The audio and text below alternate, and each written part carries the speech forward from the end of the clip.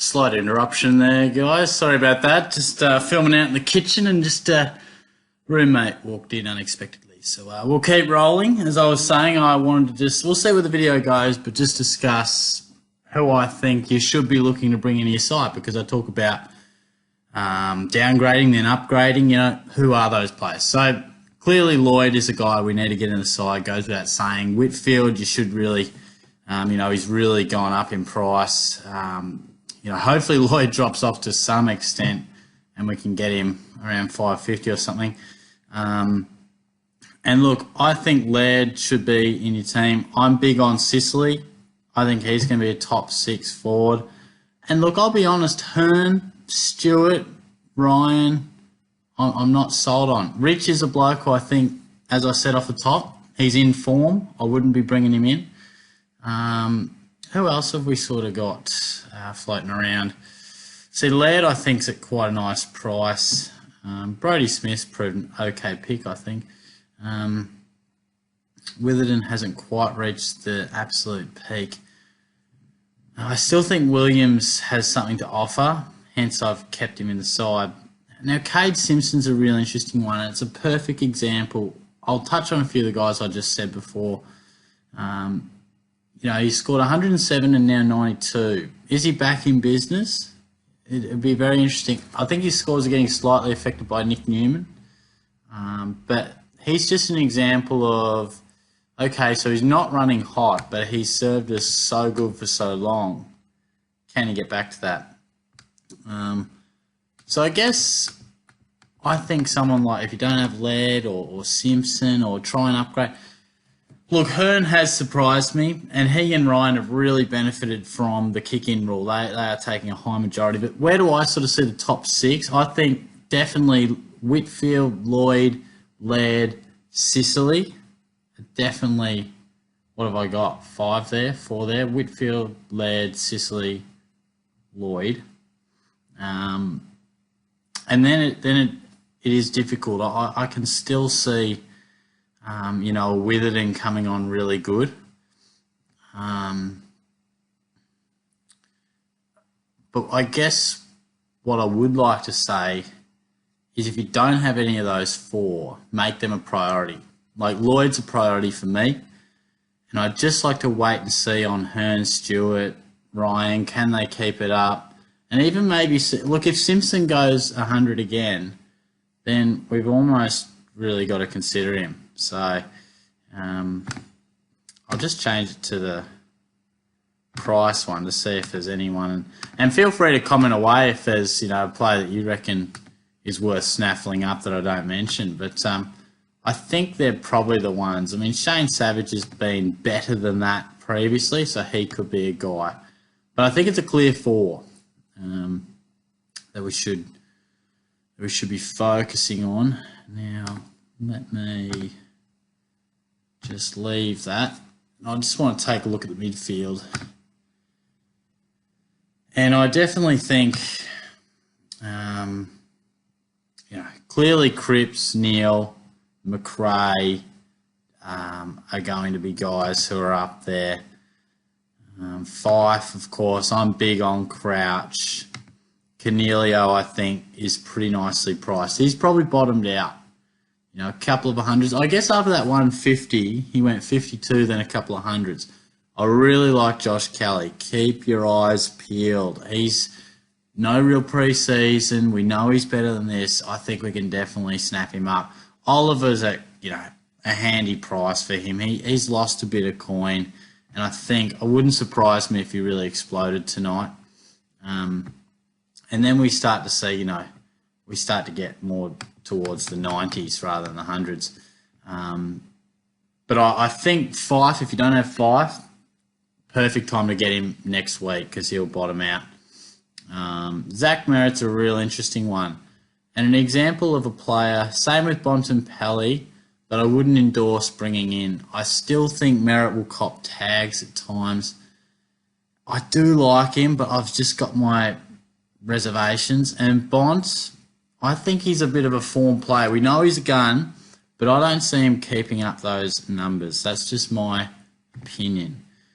So a few targets to look at, definitely Fife, Oliver, Cornelio, Kelly. That'd be my short list. You know, if you're looking for midfield upgrades, have a look at them. Just going through in terms of price. You know, Gaff, I think he's better than that. And West Coast aren't exactly flying just yet, so he might be a guy you just keep on your radar. But otherwise, we start to sort of fade off from that super premium. You know, I wouldn't be endorsing upgrading any of these guys. I mean, if you love Dusty, it'd be a bit of a risk, but he's cheap. He's definitely cheap. I've probably been a little concerned and already traded him out, obviously. But, yeah, so I think we're starting to get a bit of coin moving in that midfield. Constable's a guy that we could probably get rid of soon. And then I think definitely it's not too far to reach to bring in a 5. Canelo Kelly is on a slow, gradual drop. So hopefully that gives you a little idea as where to go. The rucks, I mean, I think Bourne and Grundy, you know, showing what they do. But if you've got a Goldstein or even a Martin, that's more of a luxury trade down the track, I think. I wouldn't be going too sideways just yet for sort of 5 to 10 points, maybe 15 points. I know Martin had a stinker, but the forward line's really interesting. And it's the reason I did this video, because I think the back line's pretty clear. I said pre-season, I think the top 5 or 6 are pretty clear. Simpson's probably dropped off a little bit, but I think it's pretty clear. And the midfield is not too difficult. It's more about timing and not paying top dollar. The forward line's tough because I think Heaney, Dangerfield, I've said all along their locks, and I still agree. Kelly has moved into absolute lock status. And I tell you what, beautiful price. He got tagged out of the game by De Boer, but he's right for the picking probably next week as well. I would imagine he's still got probably 90 odd break even. 117. 39, of course. So you can definitely, if you don't have him, get him in next week. I like Boak as an option. I just think that's overs. I wouldn't be getting him in just yet. I think that's too much to pay right now. Walters, a good example of a bloke I just wouldn't trust. You know, he runs hot during seasons. He runs cold during seasons. If ever you were going to get him, it was when he was at a better price. Don't go chasing him. And this is a man I really, really like, Caleb Daniel, and I think I could bring him into my side. Now, Shorty, he's just running hot, you know. Well, the back end of last year when he moved to defence, I think it's the last 4 weeks, he showed enough of a sample size and he's continued it on. So it's about 9 weeks now that he's been playing this halfback role and he's a beautiful kick. Just watch his under 18 highlights. He's a beautiful kick. Amazing decision maker. I've been a fan of him for a long time. Let me just get the advanced style. So you see the scores, you know, averaging 100 or whatever it is, last 4 weeks. A clear change in role. Where are my rebound 50s? I don't even know. They must have been back there. But, yeah. So, clear change in role, you know, hardly any rebound 50s. By then 4-4-1-6. And just a real change in his kick-to-handball ratio and just quantity. You know, tackles go down a bit. He's just turned into more of a rebounder. Give it to him. Take the kick-ins. So I think he's still at a pretty affordable price, but I think he'll spend most of the season beyond 500k. That's my opinion. Billings is a really interesting guy. I mean, I pumped him up pre-season. A lot of people said, "Shorty, you're crazy," but it's turned out to not be very crazy. And you know, I definitely was on board him. I didn't have the guts to go all out and get him, but he's proving very, very consistent and what we all thought he could do. Rowan Marshall, prime example, steer clear. I know he ran hot early, but unless you got him after 2 weeks and it was a financial thing, don't go chasing him. Don't go chasing him. Similar can be said for Warple. I think if we were ever going to get him, it should have been when he was very, very cheap. And I would like to see how it affects him when Shield and Burgoyne are back. I still think he'll get plenty of time in the guts, but I wouldn't be rushing towards him. And then look, Mundy's a real interesting one because he is playing pure mid. Let's just go to the price, and I wanted to talk about the forward line because I think it's really tough. If I'm wondering who to upgrade to, then you guys probably are as well. So Heaney, Dangerfield, Kelly. There's your three. I think we can safely say Boak, and I'm going to say Caleb Daniel. There's five that I think should be in your team at some stage throughout the season. I think it's just handy to identify these players, just so you can go, okay, this is probably as low as he's getting. Oh, he's hit form. I'll wait till he drops a tad. You can't always get players at their lowest price. But if you get them at their highest or thereabouts, you're not going to have enough money to make all these upgrades. So who's the sixth? Well, it's real interesting. Real interesting. You know, it could be Warple, could be Billings. Devon Smith, can he respond? Because he's a prime example of a guy who's going to be well under what he should and can be doing. Robbie Gray is another. Sam Menengola is another. Menengola, I think, is definite shift. He's been pushed out of the midfield. But just see what Robbie Gray can do because he's cheap as chips. If he can turn around his form, be very, very interesting. So I think that more or less rounds it out. So it's a bit of a debate. You got, like I said with Simpson, you know, you've got Warple, you've got Billings, guys that haven't done it before really, but they're looking great. They're doing what we thought they could do. Or you've got Devon Smith and you've got Robbie Gray, you know. These guys more mids, these guys more forwards, kick goals, push up.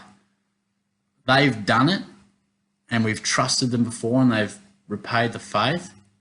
But these guys could be today's hero. They could be yesterday's hero. Very tough call. So I'd watch and see, but if you say you got Darcy Moore like I do, I think I'm going to go Darcy Moore to Caleb Daniel. And maybe get Billings before he keeps going and going, beyond 500k.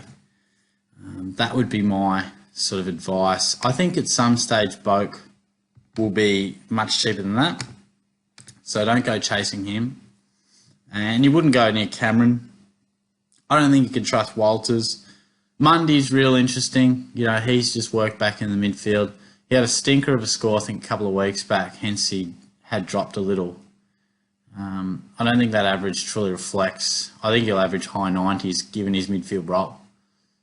Whether that changes throughout the season could depend how Freo go. But look, I think that's about where I'm at. Let me know, your top 6 to 8 or even 10 in the midfield. Let me know if you think someone's cheap as chips and I should have them on the radar or should be bringing them in. But I just thought, there's nothing too hardcore in this video, but it's good to just discuss it and just to be front of mind, just so you don't go, oh, geez, I wish I got Kelly 2 weeks back. Now he's 550 again. Things like that. And for example, Fife, if you don't have him, you simply must bring him in. Make that a highest priority, Trade to get Fife at a low price because he's just an example of a guy who's not going to get cheaper than that unless he gets injured again. So he'll probably be, 550, something like that. It's not cheap in the big scheme, but it's cheap for Fife. So, certainly worth thinking about. But all the best for this weekend. For the record, I think I'm going to go Lockie Neal VC. I'll probably mention that in the weekend preview anyway. Maybe someone will go Oliver or something like that, but I'm going to go Neal. He's won a lot of best on ground medals in the Derby in WA. Wonder if he can add one to the Q clash with the new club. So I'll be back soon anyway. Thanks for tuning in. Comment away, and I'll chat to you later. Cheers.